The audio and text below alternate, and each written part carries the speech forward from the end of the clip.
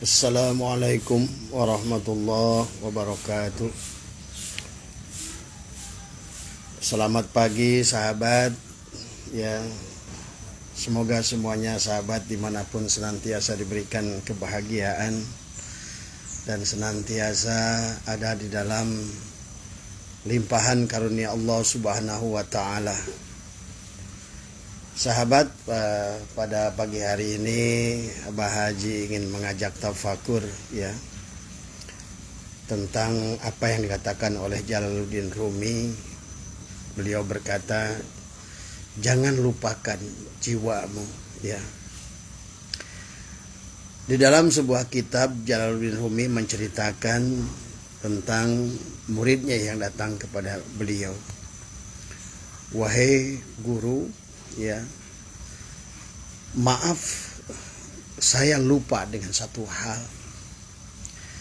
Maka kata Jalaluddin Rumi, tak apalah kau lupa satu hal. Bahkan bolehlah lupa kau banyak hal, ya. Tapi jangan kau lupakan satu hal yang sangat utama untukmu. Maka beliau berkata bahwa banyak yang kau lakukan, apapun yang kau lakukan, sampai ke seluruh waktumu kau lakukan banyak hal, tapi kau lupa kepada satu hal, yaitu pada jiwamu, maka sesungguhnya engkau sedang tidak melakukan apa-apa. Seumpama ada seorang raja, dia menyuruh salah seorang perdana menterinya untuk pergi ke desa. Maka di desa itu dia banyak melakukan kegiatan-kegiatan, ya, membersihkan jalan, membangun jembatan, tadi semua. Bahkan mengajarkan ilmu di sana. Tapi pada saat dia lupa pada satu hal itu, adalah pada jiwanya sendiri. Maka kata Jalaluddin Rumi bahwa sesungguhnya orang itu sedang tidak mengerjakan apa-apa, sahabat. Maka di dalam Al-Quran Jalaluddin Rumi menyampaikan tentang satu ayat Al-Quran adalah Allah telah menawarkan amanah kepada langit dan bumi, dan langit dan bumi itu menolak, dan manusialah yang menerima amanah itu. Kemudian kata Jalaluddin, lihatlah betapa langit walaupun dia menolak banyak melakukan banyak hal. Bagaimana dengan langit timbulnya mutiara-mutiara, batu akik. Kemudian emas-emas yang ada di bumi ini sesungguhnya adalah kerjaan langit. Benda itu adalah datang dari langit. Dan bagaimana bumi banyak melakukan banyak hal, sehingga manusia takjub dengan bumi.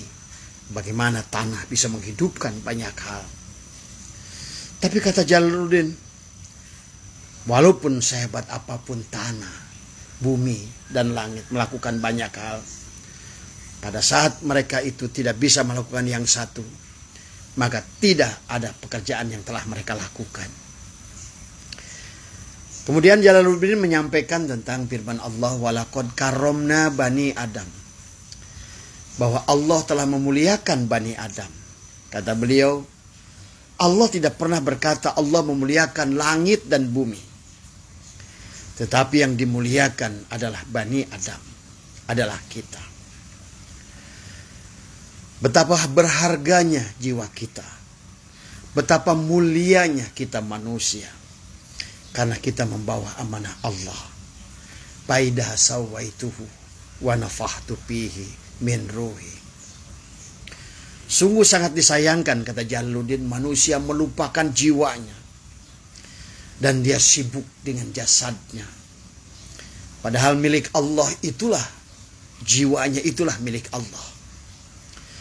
Maka apapun yang dilakukan oleh jasadnya, kata Jalaluddin, sebagaimana tadi adalah salah seorang perdana menteri yang disuruh datang ke desa untuk dia banyak melakukan hal, tapi tidak melakukan apa yang disuruh oleh raja. maka sesungguhnya Perdana Menteri itu tidak melakukan apa-apa. Demikian pula sahabat, kata Jalaluddin Rumi, kalau seandainya di alam dunia ini kita, walaupun kita banyak melakukan banyak hal, tapi kalau tidak melupakan satu hal tadi, jiwamu sendiri, tidak mengenal siapa dirimu sendiri, maka sesungguhnya engkau telah tidak melakukan apa-apa tadi semua. Walaupun kau membangun bukit dari emas, walaupun engkau membuat lembah dari emas, tapi selama engkau tidak mengenal dirimu, sungguh, kata Jalaluddin, engkau sedang tidak mengerjakan apa-apa. Maka Jalaluddin mengumpamakan, dirimu adalah penunggang kuda, tubuhmu adalah kuda, sementara dunia ini adalah kandangnya. Tadi semua. Dan dia berkata, apakah sama makanan penunggang kuda dan kuda? Inilah, penunggang kuda adalah jiwa, dan kuda adalah jasad, dan bumi ini adalah kandangnya, adalah tempat makan kuda. Tadi semua. Maka beliau berkata, jangan sampai, walaupun kau banyak melakukan banyak hal, tidak ada artinya apa-apa. Karena yang diminta oleh dia, yang memberikan amanah, jiwa yang dititipkan kepada dirimu, itulah miliknya tadi semua. Dan kemudian Jalaluddin mengumpamakan tentang banyak manusia, kalau seandainya jiwanya itu digunakan untuk mencari yang murah, jiwamu adalah seumpama pedang yang tajam, yang mahal dari India. Tapi kemudian engkau gunakan pedang yang mahal itu hanya untuk menyayat-nyayat bangkai. Ini perumpamaan yang luar biasa sahabat tadi semua ya. Jiwa kita seumpama pedang yang mahal dari emas, yang bertatakan berlian mutiara, milik Allah, seharga, sederajat dengan harga surga, jiwa kita. Tapi kata Jalaluddin, pada saat engkau sibuk, justru engkau membiarkan hanya untuk mencari makanan kuda, bukan makananmu dirimu sendiri. Tadi semua. Maka sesungguhnya engkau telah sia-sia dari hidupmu, dari umurmu. Seumpama tadi adalah bagaimana jiwamu seumpama pedang yang tajam, yang memiliki penuh dengan berlian, tapi kau gunakan untuk menyayat bangkai. Tidak perlu menyayat bangkai dengan pedang yang mahal. Tadi semua. Kemudian beliau juga mengumpamakan, seumpama manusia adalah yang memasak sayuran kubis menggunakan dandang dari emas berlian. Buat apa? Kata Jalaluddin. Dari setetes berlian yang ada pada dandang itu sudah cukup membeli alat masak sebanyak apapun.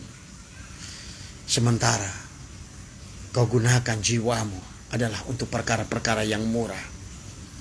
Padahal jiwamu adalah sesuatu yang mahal. Tadi semua. Dan Jalaluddin mengumpamakan seumpama belati yang mahal, hanya buat untuk menggantungkan benda-benda yang tak berharga di rumahmu. Kau menggunakan paku dari berlian, dari emas, hanya untuk menggantungkan barang-barang bajumu yang murah, bajumu yang loakan, bajumu yang tidak ada harganya. Inilah betapa mahalnya jiwa tadi semua. Dan kemudian Jalaluddin mengumpamakan, ada seorang laki-laki, dia naik unta, dia ingin berjumpa dengan kekasihnya.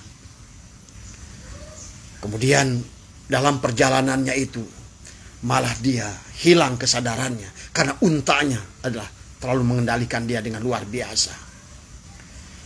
Kenapa? Pada saat dia tertidur,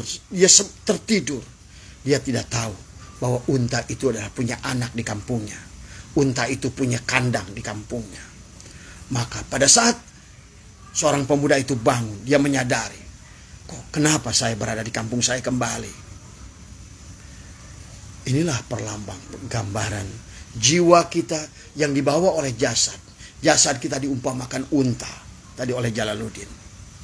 Kemudian jasadmu menggeretmu membuang waktumu, sementara engkau melalaikan jiwamu yang sangat berharga. Sehingga pemuda itu berkata, karena engkau telah membawaku kepada kampungku kembali, maka lebih baik aku keluar dan berjalan kaki untuk menyelamatkan diriku, untuk sampai pada kekasihku. Itu Jalaluddin mengumpamakan tentang perjalanan seorang salik menuju Allah. Sementara jasadnya kita manusia itu seumpama adalah unta. Pada saat kita berjalan menuju Allah, jasad kita menggeret kita menuju dunia. Maka kata Jalaluddin, maka dia akan kembali lagi kepada kampung di mana dunia itu diciptakan. Inilah sahabat, saya sering katakan bahwa manusia yang tidak sampai jiwanya itu akan kembali geret kepada kesini lagi. Karena jiwanya, badannya, untanya, kudanya akan dia kembali kepada kandangnya. Tadi semua. Inilah kita yang harus mampu melawan diri kita. Adalah memunculkan sehingga kita keluar. Jangan sampai kita terjebak pada jiwa. Jiwa kita justru adalah mati. Tadi semua. Maka dikisahkan oleh Jalaluddin Rumi adalah tentang seorang ayah yang menyekolahkan anaknya. Dia belajar ilmu fikih, belajar ilmu tauhid, belajar ilmu, berbagai ilmu dia kuasai. Dan bahkan ilmu geometri, ilmu antariksa itu saya bilang tadi semua. Tapi selama ilmu itu tidak mengantarkan jiwamu, maka tidak ada artinya apa-apa. Maka diujilah oleh si ayah anak itu. Setelah dia belajar lama tentang ilmu itu, dia menggenggam di tangannya itu adalah sebuah cincin tadi semua. Ya. Menggenggam sebuah cincin adalah berwarna kuning, cincin emas. Kemudian ditanya kepada anak itu. Anak itu berkata, aku tahu ayah, benda itu adalah berbentuk lingkaran. Warnanya adalah keemasan tadi semua. Dia menyebutkan dengan ciri-cirinya yang begitu detail. Dia bisa mengatakan cirinya begini, cirinya begitu. Tapi begitu dikatakan, kalau begitu sebutkan apa yang aku genggam. Kemudian anak itu berkata, itu adalah saringan ayah. Inilah Jalaluddin mengumpamakan. Banyak ulama, banyak ustadz mengerti tentang sifat-sifat Allah. Tahu tentang sifat Allah. Seperti anak tadi, tahu sifat cincin. Dia bulat, berwarna emasan, tadi semua. Dia begitu ditanya, apa benda yang aku genggam? Kemudian dia mengatakan, ini adalah saringan. Padahal sebetulnya, bagaimana mungkin saringan bisa digenggam? Ini banyak orang sekarang belajar agama, bercerita tentang Allah. Kemudian berdakwah menyampaikan ilmu Allah. Tapi sebenarnya yang disampaikan bukan ilmu Allah. Yang sedang dimasyhurkan dirinya. Yang sedang dikenalkan adalah dirinya. Tadi semua. Inilah yang disindir oleh Jalaluddin Rumi, sahabat. Ya. Maka bagi kita di dalam bait terakhir dalam kitab Fihi ma fihi ini adalah Jalaluddin menjelaskan tentang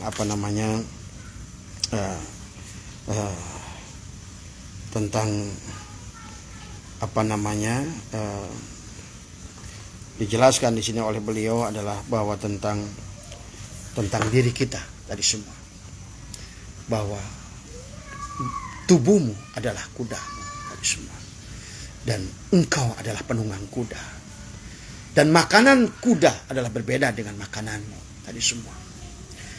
Dan karena kuda selalu berpikir tentang kandang tadi semua, maka dia tidak akan pernah meninggalkan kandangnya. Artinya selama kau tidak mengenal jiwamu, maka ruhmu, jiwamu demi Allah tidak akan mampu dia kembali pada Allah. Karena dia digeret tadi, sebagaimana unta tadi menggeret seorang pemuda, sehingga pada saat seorang pemuda tadi kehilangan kesadaran, malah dia balik pada kampung asalnya. Nah inilah sahabat, bahwa hati-hati ya, manusia hanya berputar saja tadi, balik lagi ke sini, balik lagi ke sini, selama kita jadi manusia jasad. Minha khalaqnakum wa fiha nu'idukum wa minha nukhrijukum taratan ukhra. Jadi jelas apa yang disampaikan oleh Jalaluddin kepada kita, nasihat yang sangat luar biasa. Jangan engkau tergoda dengan kuda. Karena engkau bukan kuda, tapi engkau adalah penumpang kuda tadi semua. Maka penumpang kuda, jadilah penumpang kuda yang cerdas tadi semua. Ya. Engkau bukan unta, tapi engkau adalah penunggang unta. Tapi jangan sampai untamu justru menguasai dirimu, sehingga engkau lupa kepada tujuan tadi. Silakan lupa banyak hal, kata Jalaluddin Rumi, asal jangan satu kau lupa, adalah kembali mengembalikan jiwamu. Jadi itu yang disampaikan oleh Jalaluddin pada kita tadi semuanya. Silakan kau banyak melakukan pekerjaan apapun, tapi jangan lupa engkau mengembalikan jiwamu tadi semua. Jadi intinya Allah yang memiliki kita, si pemilik jiwa tadi, menghendaki kita adalah kembali kepadanya. Sementara kita, jiwa kita ini dikuasai oleh jasad kita, seumpama kuda dan unta tadi. Dan kuda dan unta selalu kembali ke sini karena di sini punya anak, dan di sini dia punya kandang, dan makanannya adalah dia nyaman adalah tinggal di sini.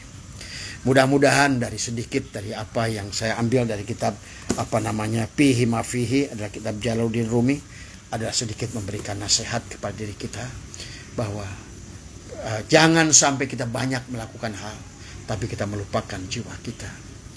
Karena tanpa mengenal jiwa kita, itulah tadi, man arafa nafsahu faqad arafa rabbahu. Barang siapa mengenal dirinya, dia akan mengenal Tuhannya. Kenapa? Barang siapa mengenal jiwanya, disitulah waman jahila nafsahu faqad jahila rabbahu. Barang siapa dia bodoh pada nafsunya, jiwanya, maka dia adalah bodoh pada Tuhannya.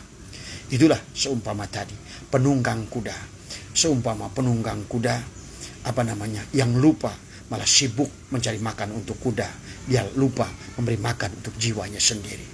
Dia lupa bahwa dia ini adalah harus kembali kepada pemilik jiwa. Mudah-mudahan ada manfaatnya, adalah nasihat buat diri. Sekali lagi mohon maaf, tidak untuk menasihati siapapun, adalah untuk kita diri sendiri saja semua. Semoga semuanya diberikan kesehatan, keberkahan, kemudahan, kebaikan, ya. Wabillahi taufiq wal hidayah. Assalamualaikum warahmatullahi wabarakatuh.